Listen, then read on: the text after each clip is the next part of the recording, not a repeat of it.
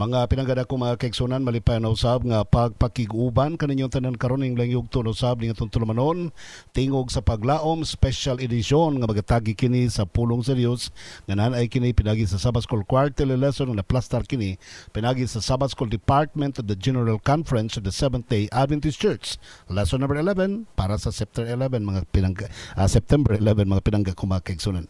Ang atong suhito nagkanayon longing for more. Nagalantaw, nagahandong pagyon, nagatinguha pagyod og mas labaw pa man itong pagadugukan mga pinangga ko mga kaigsunan. Sa di pa tamo parenso na gusto na ko ipibalo kaninyo nga karong Sabado manimbat ang tanan. Sa Matag Puloy Anan. Okay, supposed to be dito man tami sa Agusan, wala may venue ang Agusan mga pinangga ko mga kaigsunan. So I'll be there in Kabidjanan. Okay, 70 Adventist Church Kabidjanan. Nyo Correlia, mayong pagpaminaw ninyo din na see you there. Ang ginamagapanalangin kaninyo. Okay, so sa pagpadayon mga pinangga ko mga kaigsunan itong pataliwanag ko sa kapag-ampo, mag-ampo ta, dalaygon og balaan na mga Diyos kana ikaw sa mga langit.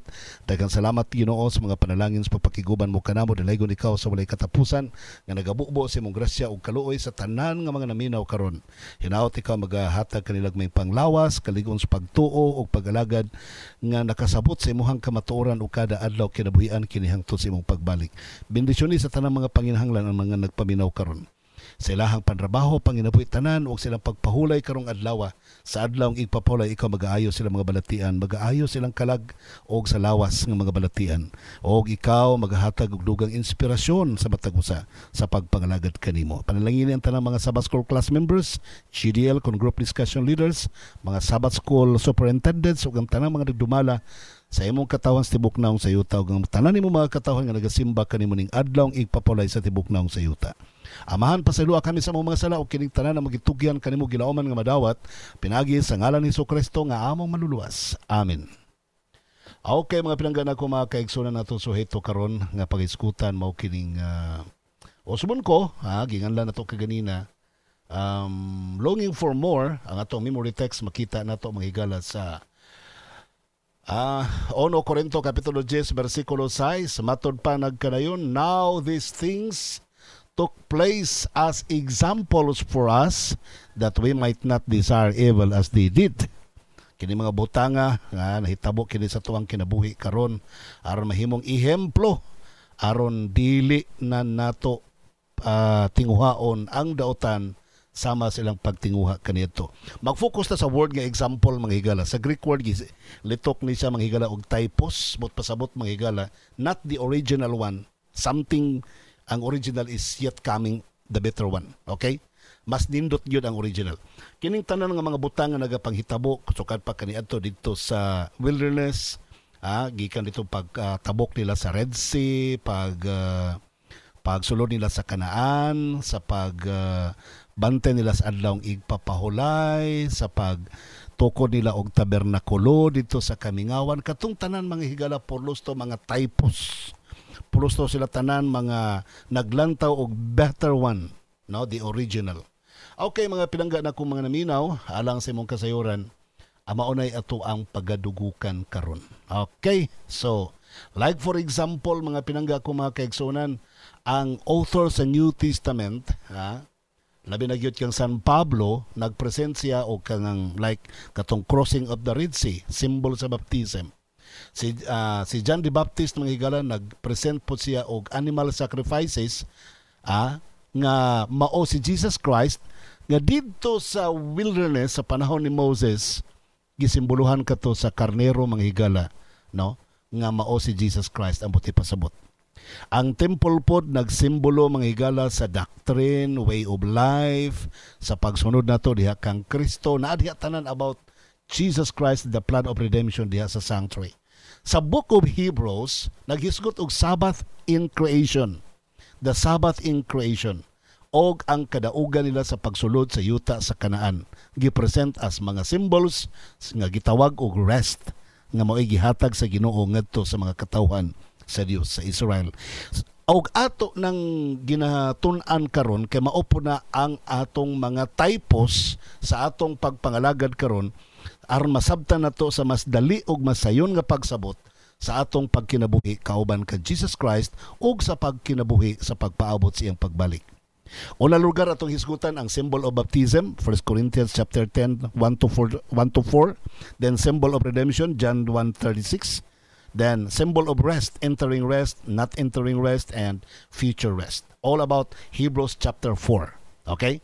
So katong mga kaigsuonan nato nga doon na mo yung mga theology karon nga nagdagan that Hebrews chapter 4 is not talking about the seventh day Sabbath, but it's talking about Jesus Christ as the Sabbath rest. Mao nay ilaha karong dako karong isyu mga higala. So paminaw mo maayo karon because uban sa tabang sa Balang Espiritu paningkamutan nato nga mapasabot nato ninyo pag-ayo, no? Uban sa tabang sa Ginoo. Okay? Just keep on listening and praying para atong masabtan. Okay, now una lugar mga pinangga na ko mga naminaw, unahon na ito paghiskot kining symbol of baptism. Or matod pa ni San Pablo sa 1 Corinthians chapter 10 verse 2, gi-quote niya ang nahitabo sa crossing at the Red Sea mga higala. Iyahang gipasabot nga that was a symbol of baptism. Matod pa sa 1 Corinthians chapter 10 verse 2, all were baptized into Moses in the cloud and in the sea. So katong pag-cross nila sa Red Sea, that was a symbol of our baptism in our time today. Katong pag-cross nila sa Red Sea mga higala, nitabok sila nga daw lisod ang pagtabok, pero ang Ginoo may naghimo kanilang makatabok.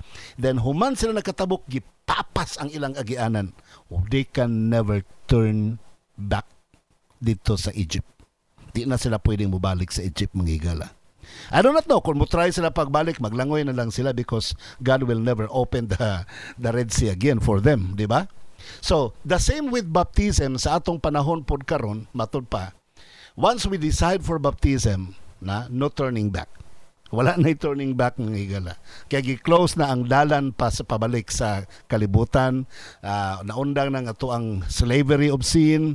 Naundang na just like with the Israelites before, naundang na po nilang slavery o ang ilang pagkamakasasala. And all what they had during that time was new life of freedom.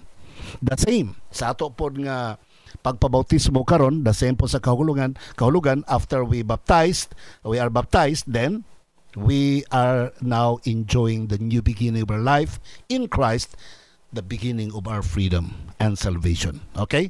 Now, dito sa dito sa wilderness mga higala, doon ay pagkaon dito nga gitawag og manna. And they were asking, manna. Okay, sa Hebrew. Manna. Dabot pasabot, who is it? Kinsa siya mga kaigsonan. Actually, kanang giingon nga what is it, dili man mao nga pagka-translate gikan sa Hebrew to English. Actually, manha is but pasabot who is it, but pasabot ang mga katawhan sa Israel mga higala, nag-amaze sila, na wonder sila, kinsa siyang nagpakaon kanato, kinsa siyang naghatag kanato ini nga manna. That manna, according to Paul, that manna was Jesus Christ. According to Jesus Christ himself, matud pa sa John chapter 6 verse 48, si Kristo mao ang bread of life. Si Kristo ang tinapay sa kinabuhi. So dito palang daan sa wilderness mga higala, gianam-anam na pag-introduce about ang atong relationship about Jesus Christ. How Jesus Christ is very important to our salvation.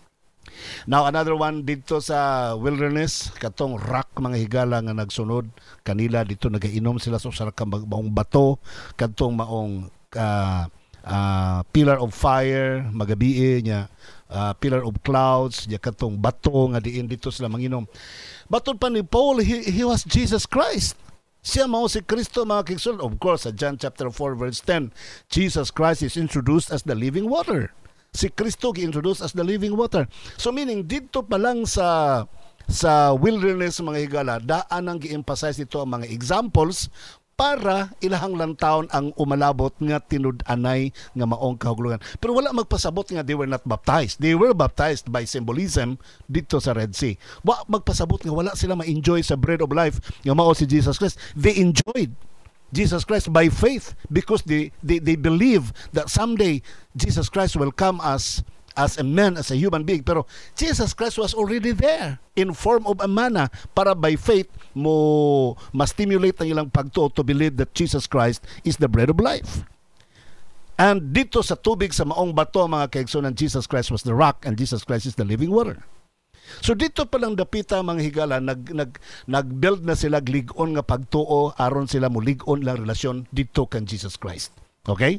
So, mao na ang nagakahitabo. Okay, now Another, dito sa wilderness, dito ang daghan kay mga symbolisms or mga symbols, I'm sure, unsaon pagsabot ang plan of redemption. Sa John chapter 1 verse 36, and looking at Jesus as he walked, and he said, "Behold the Lamb of God." At tanawan ninyo ang kordero sa Dios. So gi-introduce si Jesus Christ nga, "Behold the Lamb of God." Mayon nagalig behold mga higala sa to pa, they have been waiting for it. They have been waiting for it. Used na sila what is the meaning of the lamb as a sacrifice. Kasabot na sila ni ana. So ang punto nila dinhi karon mga kaigsunan, the reality. Sometimes ang mga tao kaniadto mga higalang ilang pagtuo wala na sa umalabot nga mao si Jesus Christ, ilang pagtuo direkta na dito sa maong karnero nga ilang ihalad. So isip kayo sila pagpakasala kay pilahay ra may pagpalit og karnero o daghan sila karnero sa ilang balay, magpakasala sila may problem sa 20 pa kabok ilang ihalad nga karnero, no problem. That was some of them, that was their thoughts and that was their beliefs. That's why in the time of John, gikorek yun ni John, "Behold the Lamb of God that taketh away the sins of the world." Sumala pa sa John chapter 1 verse 29. "Hoc agnos dicitoles peccata mundi." Mao kini ang kordero sa Dios nga magawagtang sa sala sa kalibutan. Sa to pa, gi-emphasize yung pag-ayo nga katong tanan were all samples, they were all typos. Kung nituo mo sa panahon pa lang sa typos, sa to pa nituo mo sa real meaning sa typos, sa example, then you are saved. You are saved. Pero hangtod ni abot na lang ang original nga mao si Jesus Christ. Dito lang gihapon mo nagtuo sa typos. That's one thing is very wrong. Mali kayo mga higala na. Like for example, ang taong makasasala, magdala siya og karnero o ang iyahang kamot iyang ipandong sa ulo sa karnero. So, kung sa may pasabot niya na, iyang ibalhin ang iyang sala, gikan siyang kaugalingon, iyang ibalhin iyang sala ngadto sa karnero. Bote pasabot, we confess our sins to Jesus. When we confess, meaning we repent, maghinulsulta sa to pa. Kadtong karnero mga kigsun, dili to siya makapasaylo sa sala, pero ang faith sa maong makasasala nga nagtuo nga ang karnero mao si Jesus Christ, nagsimbolo kan Jesus Christ, longing for more, longing for the better one. Sa to pa, kini nga karnero nagsimbolo ni kan Jesus Christ. So ngadto kan Jesus Christ, ako ikumpisa lang ako mga sala, not to the priest ha, dili dito sa pare. Kay walay record sa panahon sa wilderness nga ang pare magipandungan sa sinner, sa penitent sinner, di pa ka man gipatay ang pare. Walay record sa Biblia yung nana. So until now, we shall not, or we should not, and we must not accept the concept nga dito ta sa pare mag-confess. Dito ta sa karnero, because the karnero is symbolizing Jesus Christ. Okay, now. Ditong dapita mga higala na transfer ang sala sa karnero that represents Jesus Christ. So ihawon sa pare ang maong karnero. Okay? Then they slaughter the animal. But pasabot, we acknowledge that Jesus Christ died for our sins. Mo'y buti pasabot. The priest put some blood on the horns of the altar and spilled the rest. But pasabot, the blood that Jesus spilled on the cross can redeem us. So, dito sa altar gibutang manghigala ang dugo sa kordero sa Dios. Ang karnero nga simbolo sa malabot nga kamatayan ni Kristo sa krus. Sa to pa dito palang daan sa sanctuary, gi-emphasize ang daan that there is a death on the cross, that there will be the Son of God to come down and will die on the cross to save and to redeem us from our sins. So, napasaylo na ba ilang mga sala? Yes, because they believe ang ilang pagtuo mga kahigala naglantaw sa tinud-anay nga kahulugan dito sa unahan. Okay? Next, the fat was burned on the altar. But pasabot, we surrender our lives to Jesus. Kaya ito mga tambok na itong mga pagbati, mga garbo, mga kaluyahon, mga batasang di mao. Ato nang isunog dito sa altar. But pasabot, ato nang isurrender kan Jesus Christ. The priest made atonement for the sin. Kinsa man ang priest represents Jesus Christ again. Si Kristo may naghimo sa atonement para sa top kapasayloan sa itong mga sala.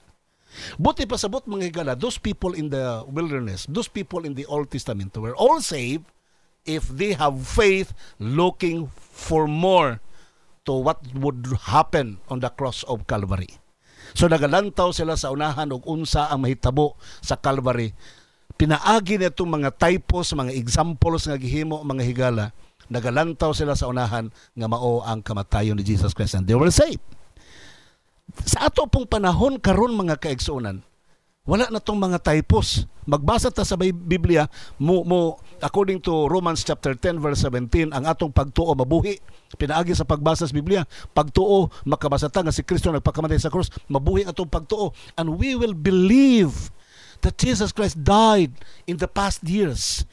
In the past 2,000 years. Nagpakamatay si Kristo dito sa Kalbaryo sa krus. So pinaagi sa atong pagtuo, balik nito sa krus sa mga higala, nga din si Kristo nagpakamatay, maluwas po ta. Sa ito pa, ang Old Testament people, nagtuo sila sa umalabot nga Kristo nagpakamatay sa krus. Kita po, nagtuo po ta sa balik nito sa kagahapon nga si Kristo nagpakamatay sa krus. Kitang tanan mga kaigsunan maluwas ta kung ang atong pagtuo mag-abot dito sa tiilan sa krus ni Kristo mga kaigsunan. Okay? I think it's very clear now. Now, so, ang symbol mga kaigsunan, maoy naghatag kanato og pagdugang pagpanabot sa atong kahintang sa kaluwasan. Okay, let's go to Hebrews chapter 4, the most awaited one. Daghang kay gapabot nini, mahinungdan mga pinangga ko mga kaigsunan ha. Nga kanang usa nga relihiyon kanang sa mga Protestant karon mga born again. Dili burn again, born again. O pwede pong i-burn again po na ito ng mga tawanan na. Okay, now, sa Hebrews chapter 4, doon ay issue number 1. This is not talking about the Sabbath. This is talking about Sunday. Because this is talking about salvation, and salvation started when Christ was resurrected. Mali ka. Gatuo mo nga si Kristo ang kaluwasan nagsugod sa diha nga si Kristo nabanaw, mali ka. Ngano man ang kaluwasan nag-start sa diha nituo ka nga si Kristo mao ang halad nga nagpakamatay sa Kalbaryo sa krus para sa imong mga sala. Okay? And He died on Friday. Okay? So it's very clear now, di ba? Klaro kayo mga kaigsunan. Now, dili ni siya Sabbath nga 7th day Sabbath, matud pa nila. Okay? Tanaw na to mga kaigsunan sa Hebrews chapter 4 verse 3, matud pa. For we who have believed do enter that rest. Remember, sa Hebrews chapter 4, duha ka klaseng rest ang gisgutan mga kaigsunan. Duha ka klaseng rest, duha ka klaseng days ang gisgutan. Okay? Ang usa ka rest, naghisgot about rest, kapahulayan sa kalag sa pagsulod nila sa Kanaan. Number 2, rest, sa rest ni Jesus Christ dito sa Creation Week, nga 7th day Sabbath, ikapitong adlaw sa semana. 2 days nga gisgutan mga kaigsunan. Duha ka adlaw gisgutan. Sabbath day o today may gisgutan. Okay? Muna to ang explain karon sa inyo. Sa Hebrews chapter 3 and 4 mga higala naghisgot si Paul og symbols from the Old Testament to address the topic of rest. Ang Dios nagpromise sa mga katawhan nga maghatag siya og rest pinaagi sa pagposes nila sa yuta sa Kanaan. Sa to pa rest from a slavery. Rest from wanderer, being a wanderer. Rest from being attacked by ubang pang mga mananap, mga wild beast, mga heathen men. So, kana nga klaseng pahulay mga kaigsunan gisaad na ni Kristo para kanila as soon as they can possess the land of Canaan. Now, muna iprimerong gisgutan nga klaseng rest. So gigamit na ni Paul mga higala para ma-explain niya ang kind of rest that we will have in Jesus Christ in the land of Canaan someday dito sa bagong langit o sa bagong yuta. Okay? Mauna ang primerong klaseng rest. Then, however, kadto lamang mutuo sa kang Kristo maora ang makabaton og pahulay. Now, nag-agamit na po og another symbolism si Paul, Joshua. Kadtong si Joshua mga higala, ang mo-follow kang Joshua, mo'y makasulod sa yuta sa Kanaan. That Joshua, from the Hebrew word Yahshua, bot pasabot Savior, manluluwas, iyang gimension si Joshua mga higala nga Yahshua sa Hebrew. Ang buti pasabot referring a symbol to Jesus Christ.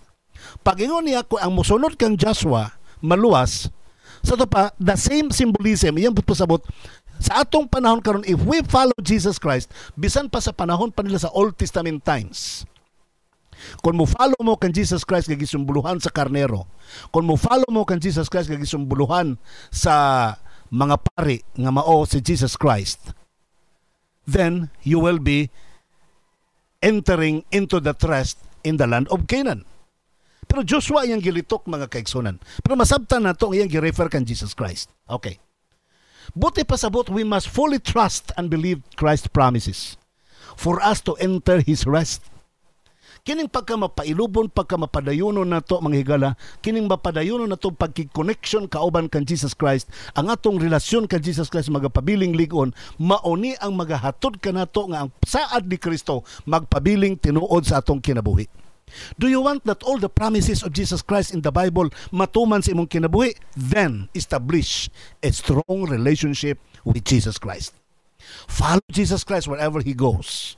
O kung sa'y kapabuton ni Kristo sunda siya, then you will have rest. Peace of mind. Muna i-emphasize sa Hebrews chapter 4, verses 2, 3, 4, 5, something like. Where can we find these promises? In the Bible. How can we believe in them? Usa doon sila pagtuman. We will believe. We will follow Jesus Christ. We can persevere.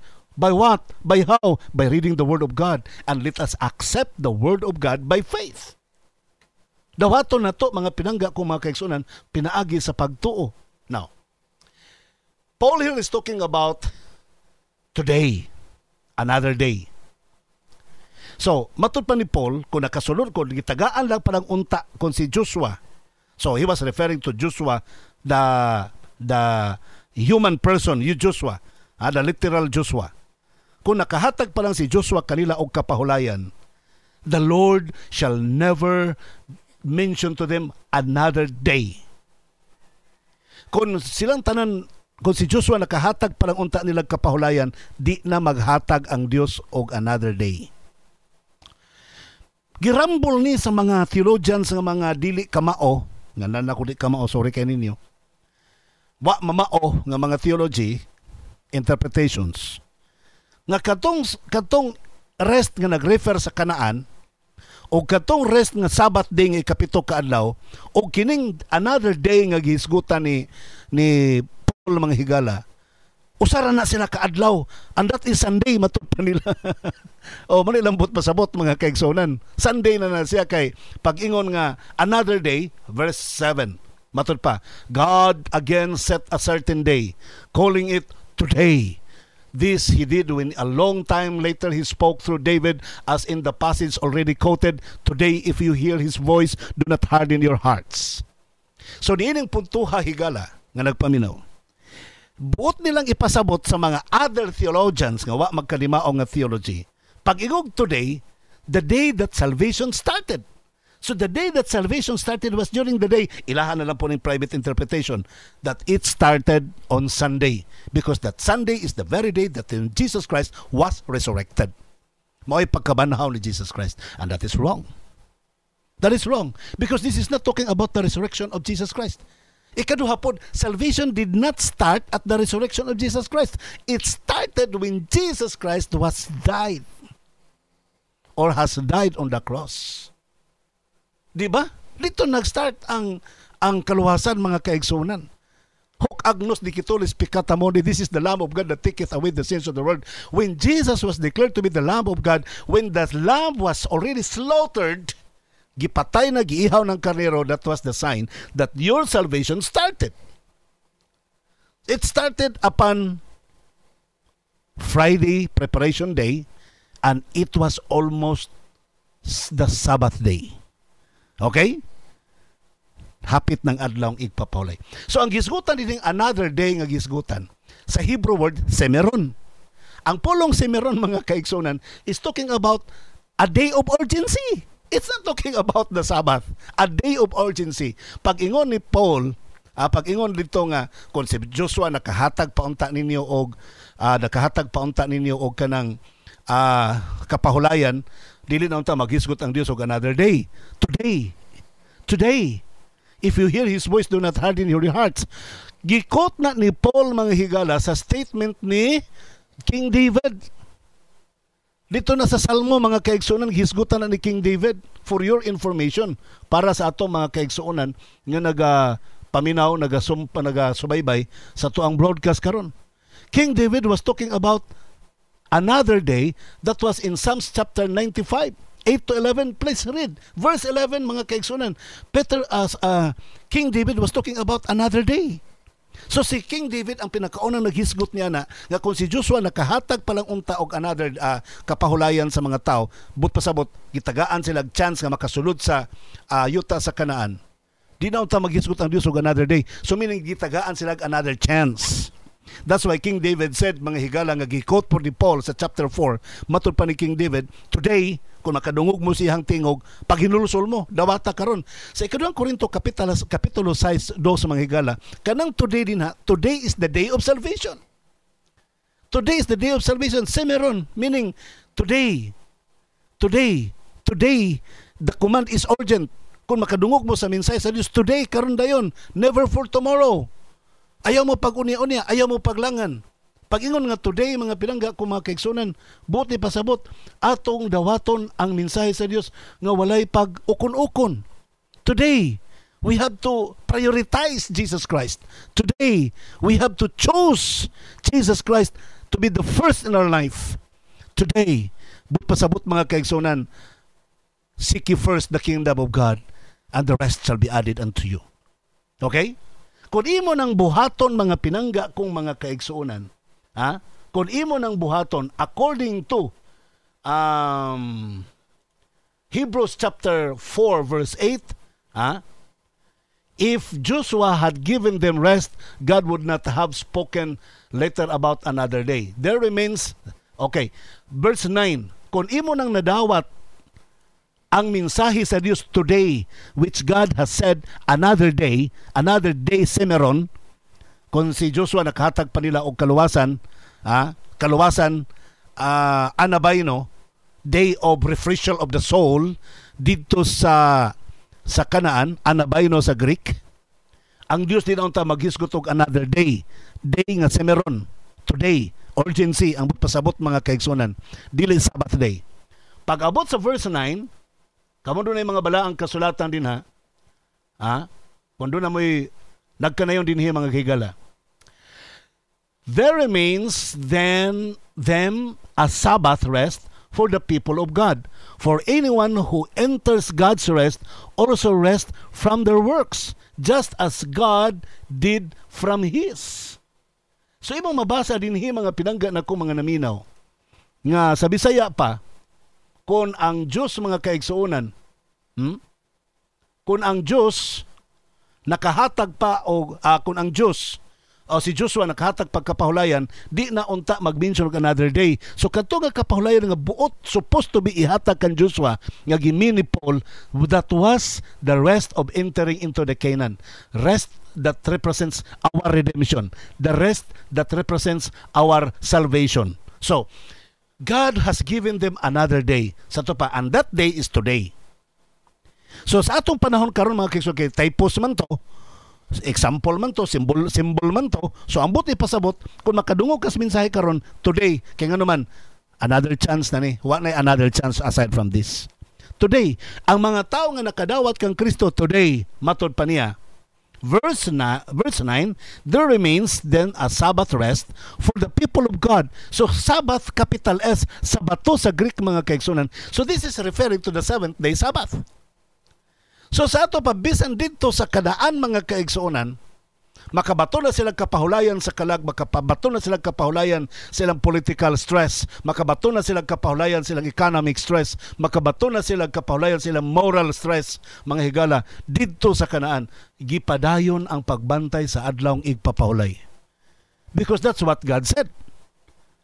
The Lord will give you the Sabbath rest for the people of God. Magpabilin ang adlawng igpapahulay nga sa alang sa mga katawon sa Dios. Then mo debate ang ubang mga tawo nga dili mo tuo nga Sabado ni siya nga adlawng igpapahulay.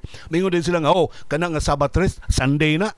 Bago na karon Sabbath day is Sunday. Op, kalma lang ta ha, kalma lang. Kay ngano man, versikulo 10. For anyone who enters God's rest also rest from their works, just as God did from His. Ang mga tao nga nakasulod sa kapahulayan sa Dios, the Sabbath rest, mo pahulay pod sa iyang mga trabaho, maingon nga ang Dios ning pahulay pod sa iyang pagtrabaho. Giyon sa man sa Dios pagpahulay iyang mga trabaho. Sa Genesis chapter 2 verses 2 and 3, in the seventh day, God rested upon it, and He blessed it, and He sanctified it. So, kanus-an ni pahulay ang Dios sa seventh day. Sa seventh day. Sa ato pa mga pinangga ko mga kaigsuonan, nga kini nga Sabbath nga gisgutan sa chapter 8 and 9, this is the Sabbath of God's Sabbath, which is the seventh day of the week. Kaya this is referring back to the creation. Nagbalik na nga to sa creation sa atong mga kapamilyang nagpaminaw. Okay? So it's very clear now. So meaning, sa ato pong pag-enter sa heavenly Kanaan, kay typos man example man katong example po dito sa yutan ng Kanaan, nag-refer man sa langit ng Kanaan, the better country, the better country, and that is the heavenly Canaan. Dito sa bagong langit, sa bagong yuta, we will keep on continuing the keeping of the Sabbath, mga higala. Padayon na ito pagbantay sa Lipapalay. Basahan ninyo ang Isaiah sa Kapitulo 66. Versikulo 23 o 24, in the new heavens and the new earth that God will be making, that God would make. Dito magpadayon ang atong pagbantay sa adlawng igpapahulay. Tanang mga katawhan mo duol sa tubangan sa Dios, magbantay sa adlawng igpapahulay. Busa mga pinangga na ko mga kapamilyag kaigsunan, kanang mga tao nga dili makasulod sa kapahulayan sa Dios, matud pa sa Salmo 95 versikulo 11, so I swore in my wrath, they shall not enter my rest.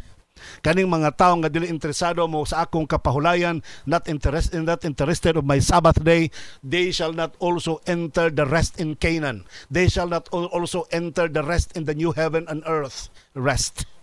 Kadtong mga tao dito sa wilderness nga wala mo enjoy, wala mo dawat sa kapahulayan ni Kristo sa matag adlaw igpapahulay kapito ka adlaw sa semana, wa po sila kasulod sa yuta sa Kanaan. The same in our time today. If you don't accept the Sabbath as the Sabbath day of the Lord Jesus Christ, because Jesus Christ is the Lord of the Sabbath, according to Mark chapter 2 verse 28, si Kristo may Ginoo sa adlaw igpapahulay. Kung di nimo madawat ang adlaw Sabado karong kapito ka adlaw, the same nga wa nimo dawata si Jesus Christ, because si Jesus Christ mao ang Lord of the Sabbath. Don't forget that. Kung di po nimo dawaton si Jesus Christ kamang Lord of the Sabbath, wala kay relasyon kan Jesus Christ, because the Sabbath is a sign between you and Jesus Christ. A Sabbath is a sign between you and Jesus Christ, nga ikaw nabalaan ni Jesus Christ, nga ikaw na matarong ni Jesus Christ, o ikaw nag-recognize nga si Jesus Christ mao ang Lord of the Sabbath. O say maingon ka, Jesus Christ, you are my Savior. Well, it's all right. Si Kristo may imuhang manluluwas. But what about that Jesus Christ is your Lord? Unsa na lang ka nga si Kristo mao pud ang imong Ginoo? Kung si Kristo may mong Ginoo, mga kaigsuon, you have to follow Him. You have to follow Him. Luke chapter 4 verse 16, kada Sabado, ang batasan ni Kristo tuwa sa sinaguga. Why don't we go also to the church every Sabbath? Mao ni batasan ni Kristo kada Sabado. Kung si Kristo may itong Ginoo, we have to obey Him. We have to follow Him. We have to walk after His footsteps. And He is the Lord of the Sabbath. Siyang imong Ginoo, apila pagdawat ay pagkaginoo sa adlaw igpapahulay. Okay? Now, busa mga pinangga na ko mga kaigsunan, dinhi ato mabasa. Matod pa ni Sister White mga pinangga ko mga kaigsunan. Ato mabasa nga matod pa niya, no? Pag-ingon gyud ni Paul nga there remains therefore a rest for the people of God. Matod pa ni Paul, ingon din sa Ellen White, the very best preparation you can have for Christ's second appearing, and therefore entering the heavenly Canaan, is to rest with firm faith in the great salvation brought to us at His first coming. You must believe in Christ as a personal Savior and Lord. Okay? Kung ang pinakanindot nga pagpangandam sa pagbalik ni Ginoong Hesus, atong dawaton ang nga malig-on sa atong pagtuo, ang dakong kaluwasan gayang gibit-bit para kanato sa panahon siya pag-unang pag-anhi sa kalibutan. O kinahanglan magtuo ta nga siya mao ang atong manluluwas o siya mao atong Ginoo. Nagpadayon si Sister White mga higala sa that I may know Him, John 5, matod pa niya, we shall be saved eternally when we enter in through the gates into the city. Then we may rejoice that we are saved, eternally saved. But until then, we need to heed the injunction of the apostles, having the knowledge of Canaan, singing the songs of Canaan, rejoicing in the prospects, prospect of entering into Canaan did not bring the children of Israel into the vineyards and olive groves of the promised land. They could make it theirs in truth only by occupation, by complying with the conditions, by exercising living faith in God, by appropriating His promises to themselves. Mga higala, maluwas kita sa walay katapusan nga kaluwasan kung kita mosulod sa pultahan ngadto sa syudad, sa balaang syudad. Din dito atong magmalipayon kita nga kay kita mga linuwas ngadto sa walay katapusan apan hangtod kini nga kita muila sa maong mga tambag, mga panultihon gisulat gi-record sa mga apostoles sa Hebrehanon kapitulo 4 nga having a knowledge of Canaan, may tungod sa kahibalo, may tungod sa Kanaan, mag-aawit kita sa kalipay sa Kanaan nga alawiton, mag-aawit sumala sa pagsulod nato sa Kanaan. Maingon ang mga katawon sa Israel kaniadto nagaawit sa kalipay nga nagasulod sa yuta sa Kanaan. Pero niadtong tungora wala tadad-a sa Ginoo dito sa mga umaw uban pa mga kaigsuonan, gidalata niya dito sa Promised Land. Iyang himuon mga higala nga kining mga butanga atuan na kini, kamatuuran kini nga dito ta mag-akupar sa bagong langit ug sa bagong yuta, pinaagi sa pag-comply sa tanang mga conditions, mga requirements nga gihatag ni Kristo kanato, pinaagi sa paghimo, pag-exercise sa tumbuhing pagtuo dinha sa Dios, pinaagi sa haom diha sa mga saad sa Dios ngadto sa atong kinabuhi, sa atong kaugalingon. May higala, sorry wala tay oras. Ano? Masubon ko karong adlaw kauban ko dinhi sa Kabidyanan. Walay nag-imbitar nako. This is my will, my voluntary work, voluntary choice. I have to be in Canaan. Kabidyanan. Okay, so mapagiguban ko nyo din sa mga kaigsunan sa Kabidyanan. So see you here mga kapamilya kaigsunan. Og na naman na speaker rin na, let them be your speaker kay ako maminaw ragyud ko, no, musimba ragyud ko mga kaigsoon. Patilawa po ko ninyo og kanang igor ako musimba, no, igor ako mulingkod, maminaw para ma-enjoy po na ako ang pagka-worshipper sa Ginoo. Although kana magwali okay ra gud gyapon, pero mas may nang makapaminaw po ko sa inyo ang wali diya. Okay, thank you very much. God bless you. Ay mo kalimot mga kaigsoon na nga ang Dios is coming back not long from now. Di na madugay mo balik na siya gikan karon mga kaigsunan, di na maglangan ang Ginoo. So let us be ready. Let us get ready now. Ang Ginoo magauban. O sumunod ko na magitay oras ang ngalan lamang kanimo nga akong kapamilya o kan Jesus Christ nga atong great provider. Ako sabi niyo kapamilya ni mong ulipon sa pagwali sa mga balita. Pastor Israel Villaver the first magayon kanimo malipayong adlaw igpapahulay.